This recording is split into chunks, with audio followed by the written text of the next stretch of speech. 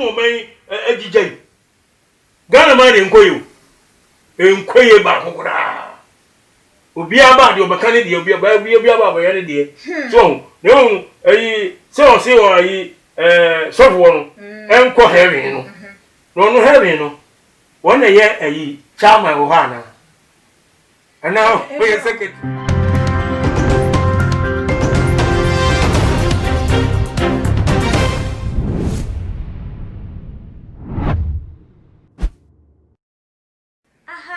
too much GH Ghana wahala jumede ena ebre asosemu nuaba ekyesikapa ena nso mede ebebetum mede besom etiefo ene ahwefo ebusuafo se de ne de politicians nyina timi ehunu wo mo mbekọ enyame ahememu ene wo mo nkwa mazese asofo krampo de nyankopon eyi wo mo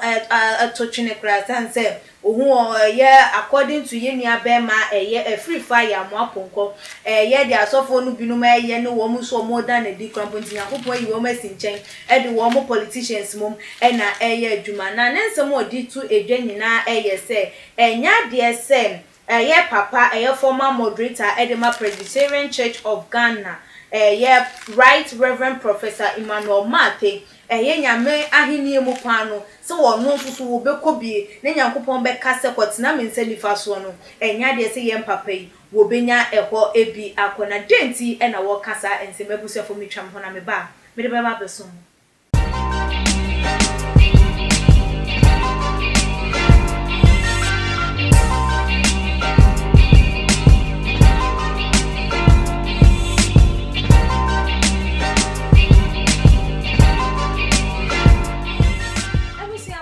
sanso emamo akwa baby nyamisha musemunya ebre etwen ye ma ye twa ye ho eba ye na sede midi kan ye no ansa ne babara ensenu nyuma ko eso ya sen ye mama Juliet Ventures enchensen papa ye disiesie edemo ye disiesie ye kitchen eba ubesiesie wo kitchen ubesiesie wo demo say ye wo ho enoma wo pe ede aye wo decorations enyina no ofre ye mama Juliet ne number yi eda screen so wonne wo ebedi ehia na say ye delivering pa obeye ede amasa wo pese wankasa wo ba na so ye na chese ne wa behwehwe nyomanim na yi ne wankasa wakoma da wakoma so de ene bera ne cha kwan ewo eye abeka La Paz na ebiemo se wasi wo dan ebiem na wo pe roofing papa ede abo wo dan so ama won so yakase ye roofing we de ye papa o wakoda ne osu abrobo wotimi nso to awie abo wo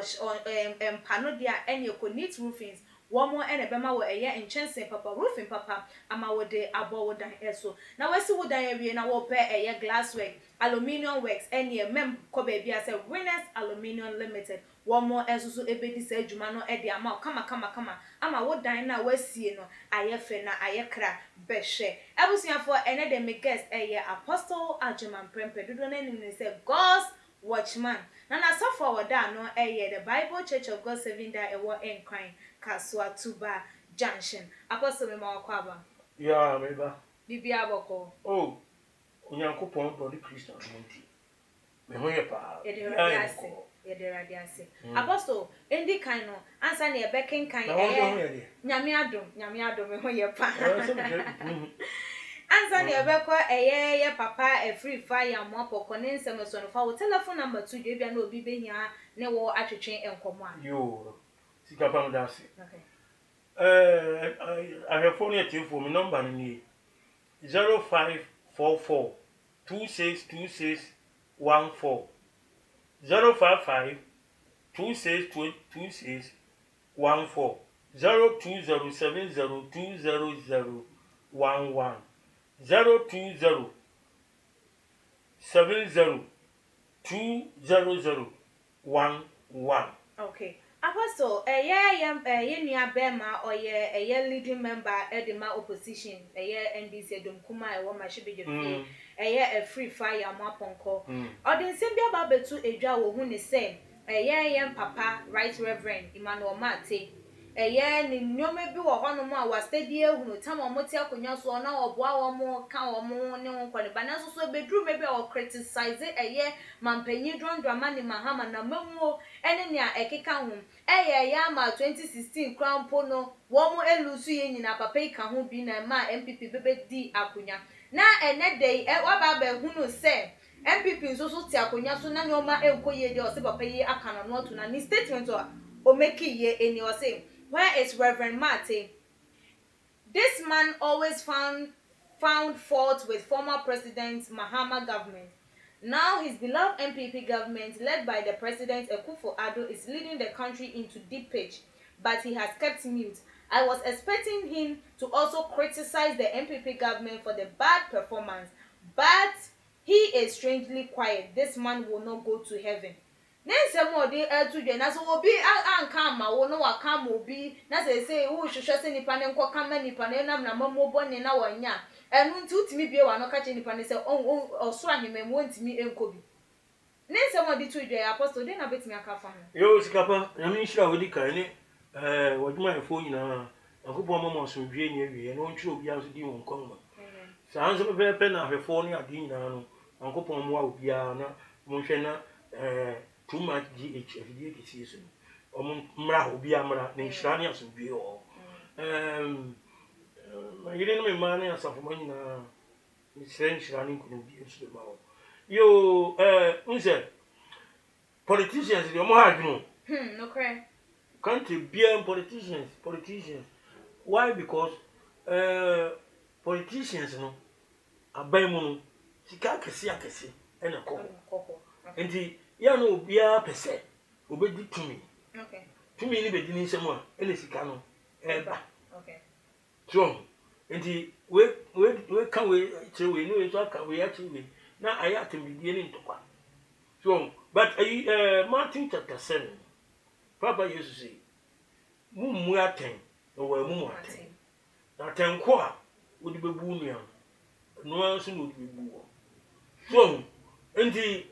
omu talk bi o hono ma ha omu no atimi ga say we ye political talk ebe wi a che no oba kan bontin say no oba ko no on ni restaurant omu didi no monsa nti apostle omu suban no omonse mamo kan ni kwan say ye ntimemfo ye gidi ana say ye fa no say de wo mo kan no na na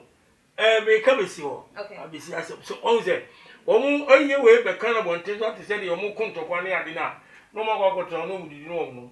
ne ye wo no na ye debate ho na pe ye kasa na party members no na bi akoye ntokwa ne ade so enti asem no wo no aka kire no so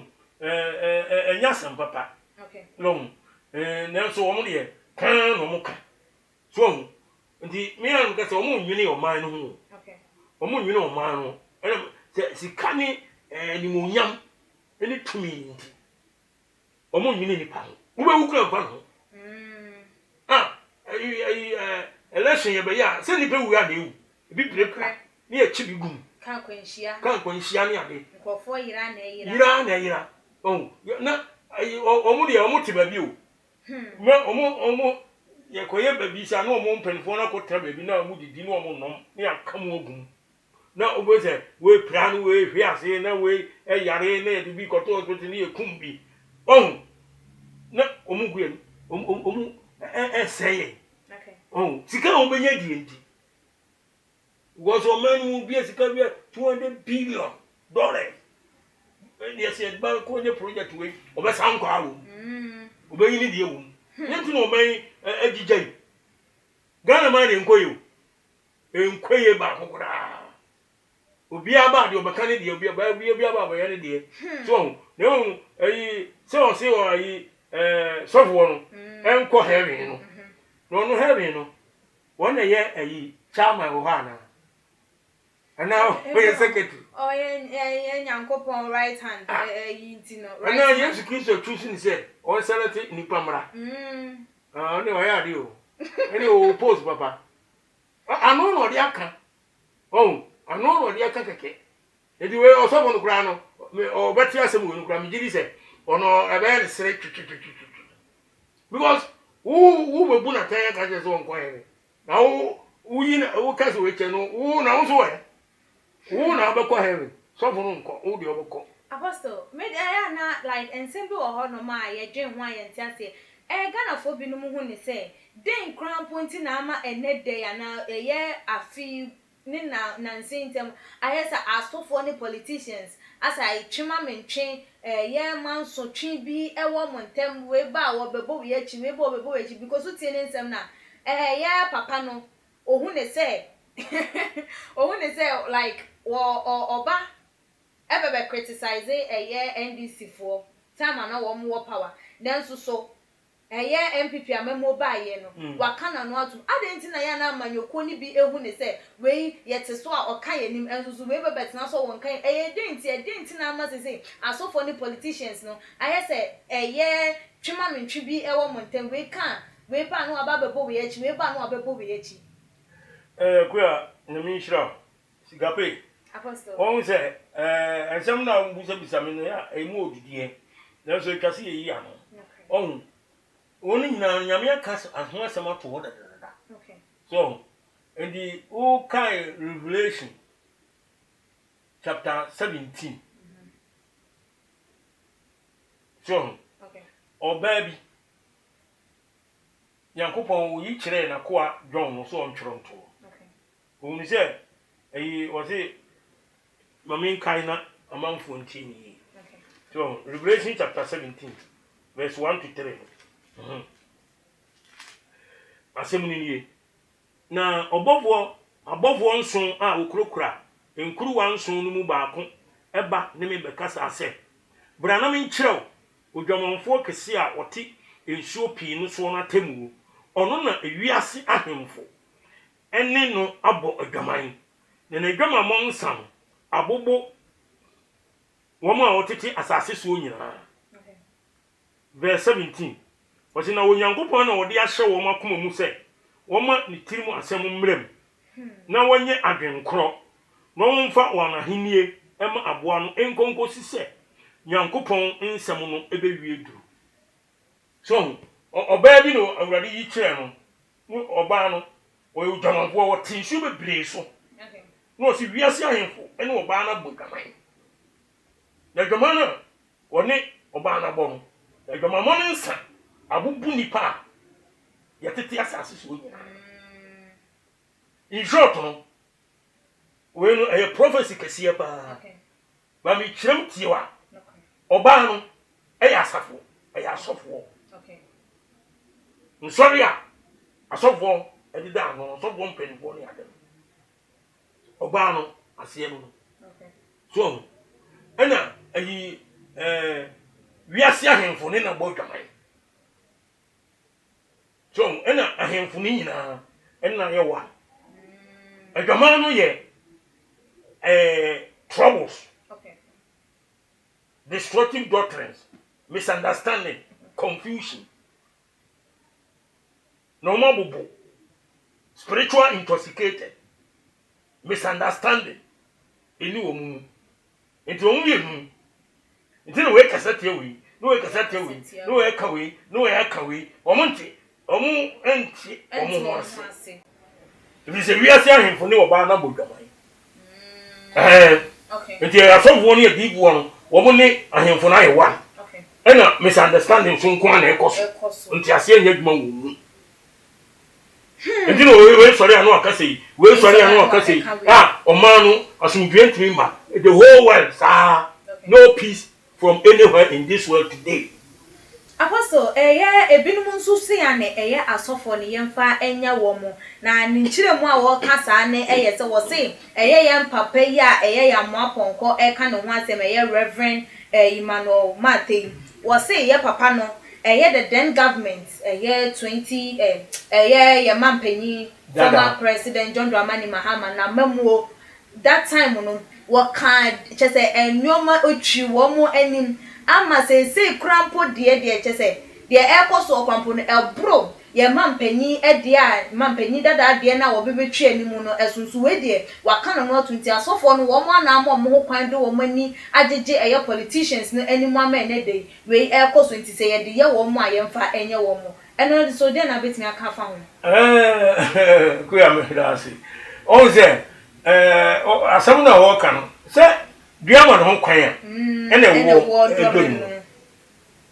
na mire bi ka jo se mankobi na mankobi kura ene mi ko hobi dia he na ye ade ayira Yera,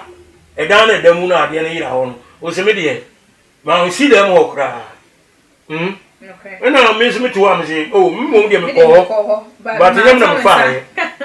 One ever suspecting.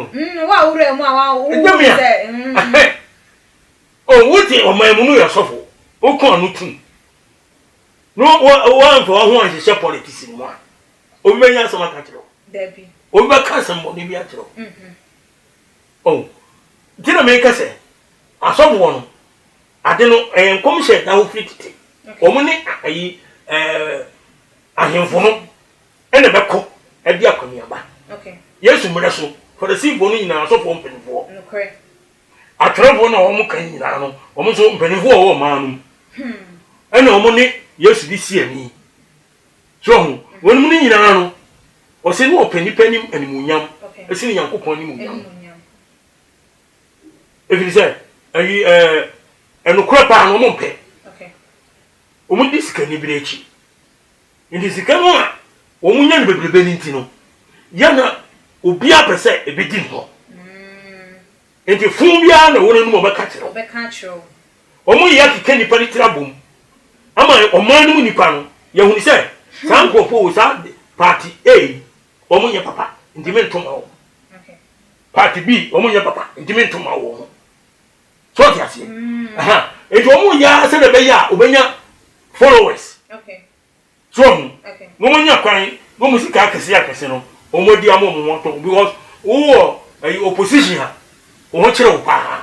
Because wo ba ba mu na wo mu asika na ba no correct because wa kwan nyina bie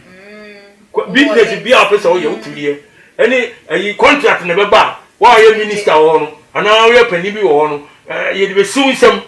and the nipa na the contract be ma wo percentage wo wo di kaji na wo be de akire deputy nso ono nso percentage wo no nso agi and say sika na adwuma na de kwakwa no adwuma na start no Bese 50% na coding ko fo bi botom e di ka kwa na esi enyi a yeyi a afi na say oh ya sa ko jiska na ade e tumu nyina obi e press o here oba e na so bo no nso mpanifo no ne ade no wo so the same thing e ba sa na say the party e na wo power wo so na say nyina e bia e kwa bia ba no wo di ase aha enti na ma wo mu etaye sa nyema no enti e wo yo so fo dia e so hwe ho se but wo mia no na wo kan se man ko so be kan se ma di watam okay na say apostle mete wasi here say enam say bibi o otu o man mu ye sofo na wotu o man mu na eya amanyokuo bi etiso na neoma wo ye enkoyi a eni kwan se wo kan na because e bia wo kokko kan nen na amanyokuo no ebe free so na foforo ba na eno nso so no wo mbebe ye de chensa na wantimi anka ye beka say wo tan we epewe azem ti enu ntini wo nkoma no ntum e wo de ebekọ so wo amamuo ebuo ni mu ana me pese mi mo Nyankopon no mo nhyira pa. Amen. Akue. Apostle. Sigaba. God's watchman. Wa. Me wa happen. Ima atiefo ni ahwefo. Ati say Bible na wo ho. Ye nkonya no. Okay. Benfo si di odi akiri. Wo sua di odi kan nante. To ka 1 Corinthians chapter 11 verse 1. Paul say asema ngo na muso kan ni say mo nhwe mi sua me. Say na be hwe Kristo mi sua. Di enti mi kotu we ni say asomafo Kristo bai no efiri wa mo di tro ayi tro konkon ni nyina wie no Peter Paul Agabus Timothy ani wo mo ekeka ho nyina ya bia wo nko politician okay se ayi Israel hini no wo mo ka komedu ba be kura Yesu ko mo fa na kosi he no se ma hini emfiri ha enti anfa no ho ama so ti ase enti ayi wo mo di omo no omo pe enti asomafo no ye wo eduma ye okay ye de urade se mo nkokuka ahini enu asempa e kira bodi nyina ni obegye de no no sunche agya no oba no nkunkunu ye ngoka boni ni peti o wi asemfa nkyerɛ na ye nka na Yesu Kristo di mu nipa nsakra etu ye politician wo hia de nsakra wo ye minister wo ye police wo ye soldier wo ye macho man wo tie ni so ye titani so e grab ni we ni panko a onyankopon edi wo fa wo ma me so ba wi ase a wo hia de sakra nti we politician e say wo sakra wadwen e wo boni bi a wo ye ho eno na ayi asomafo no o mbeka ye e say nipa sakra na dwen na nya ayi politics no mko chemu aha nti asomfo no ye nko wura politics mi okay asomfo ye de ni say ye nkansampa ba nipa sakra okay what you say okay ahemfo ye local kings ni nyina wo mu nyina hia sakra asase so won ni hia sakra obi ehia bi kristo ba o ama be nipa nyina oba ma nipa nyina onyankopon asem eni ho afo ni mu papa fo nyina oba ma ye yes nyankopon asem eni ho be nipa nyina ewo ho eni nyankopon petre ne eni kunkun ye eni papa okay eni o se mo kan wo asem che no mo sakra edi senkan pa no koso eni ka wo mu tie eni ka ye ka sansen sam wo nyina no entimi ba e ba kwa e so beti okay ebe ya ngakre o na ama wo ho kwan wo na ama kwan no so bo de tabia no preach okay kansempa okay o unze bibie no sakre nipa o wi asese nyankopon asem okay atemridie sakre nipa wachi nipa tumi sakre nipa ukum nipa sakre nipa de sakre sese nipa obi e wo den e nyankopon asem okay o di ase Paul no die no den ni ade nyina no nyame asem ne sakra na me asem ne sakra wan no se nyame asem ne betuma sesa no so enti no dia ayi asofo no bi ka ho asofo no de mo ka ho o mo na pe e na mo na basa they say o mo nyina dan politicians why asempa so e wo se ye ka asofo be pire obi a wo de party a wo mu enya e mo declare mo ho sa e mo obi e hu ni se ayi wo part we me wo part B C D ani de keke ka ho go and preach the word of God kasempa no se TV sina akonya bi aba no se wonye sika no wo wa koto time na wo du sika no koto time na de wo preach yo wo mu ya unimi se enye nkoye bible so quotations no wo ho no aka we jira so dia kirikirem e di obi wo ye badwema okay obohu se ade wo ye enye e di wo so wo se sana ade na nye se wudi wo yatem wo su di wo yatem we kan wo hu asem wo su ye we eno no emfa asomdwie emma yo apostle ye de yensem no AC for final words etu edwa emma etiefo ni ahwefo enti ye me kan se Ghana man Ghana e bai e wo ho ansa na politics e ba Ghana wo ho ansa na hemfo ba okay Ghana wo ho ansa na ayi asofo akura ye ba but Matthew 24:35 also osoro ne asase betwam ne manimu asem de entwam da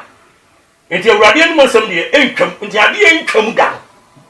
en na wo se edwene ho okay en na wo se de ho toso en na wo se hwe ne yi okay was a friends AFRC Rolling Stone any PNDC e wo he etwam nyame asem ni ho nyame asem ho yo NDC party NDC send no mo homre bi no correct ene e wai so mu ni obi nyame asem e nyame asem de da so tim ho ebi nsisan free Ghana bo mu ni se tumi o yi ye ni nka so okay would transfer one day you will die and leave everything in this world and go just like that because you came into this world nothing okay so you shall go nothing na mo empanifo no hwe na omanu mu siesi omanu ema adwuma mra omanu okay wo di ase na meburu no nya adwuma nye ena university fo bi e school ye didi wie obi okura otonku be won kwanchen wonu nya ani be obi okura university graduate no teach junior high school pen send the man ye wo unemployed association e wo Ghana yeah unemployed no enye ayifo wo mo yen go school crash fo papa ye university wo mu nya adwuma ye wo mo tiku so enu ne hia se empanifo no e ba dwene hu ye no mo hwe no mo di aniema agu akwam ne ye ma no e ma bu merema ne ma no wo mo nya adwuma ye adwuma ba koso ene hia se obi wo adwuma ye ye minim ni se obi wo adwuma ye nese free education kura ni wa ni na katua no so eso na ni neso otua ne school fees a o mine no correct what you say but free education aba fine but adwuma so ni ho ye kwa na e bai you try in school fees yentua gu me be ko school fees so me am tifi accommodate so but I say ban hwe ni ye na ye ne to man no nipa ne adwuma ye okay adwuma de country PM adwuma ya abroche wo wie university se wo adwuma ho a kokko yi abroche wo me unemployed emu be 5%. We university and adwuma da ho na adwuma da ho twa no wo abroche mem wo munye nipa say o me ye nipa ni nyankopon ne bo wo mu na ye de ba no say apostle greediness pese min kumunya eni bre ena ama ye huna mane sure yo enti me gasa me kan ade be chi so apostle enti na so fo no hwe yi okay Ghana mu mbanifo nso o mu hwe yi obi awo kasa yi na o no yan hwe mfa bibia mu na akwem na current president de media de oni mpanifo de magacho me o ma ya de be ma so be ye bi wo me ye ni nyina enti o mu hwe ma adwuma ena emra o man no de Ghana ye ho ntoye jo ewuziafo aha ene ye de yonkomo twetwe no ebese apostle Agyemang Prempeh ena motis wo no so de owo eka atu edwa no wo so wo fi wadwenchefa eye ensemi hu ene sen fobra e wo too much in a comment section ebiemo like a video share for my busiafo ene adofo no mema wo remfisa won subscribe to channel na wo share video na wan subscribe ya na just won person wo benya notification afa videos aye de betum enti subscribe na wo mia adoma no se de nya upload video bia won so watimi enya notification na ebre biara ye be di bibi betum no ene hwa na won so akwa hwebi na won so watimi de wadwenche atu edwa ede amayem me di dwumade ho cha me medin ene ekua sikapa apostle Agyemang Prempeh ena motene ne dasene ebesane hye makram. Yo, too much GH nie. Ghana for ahwefo etiefo. Onipa bi a won subscribe e wo too much GH no. Subscribe wo na ehintasem ensema ebuafa oman Ghana so ena ye de bremu. One God nie. The only one God in GH. Eho ana de bia mehwe. Abrochefo ene Ghana for mo amowiasa fa na ina me recommend emamo. Too much GH.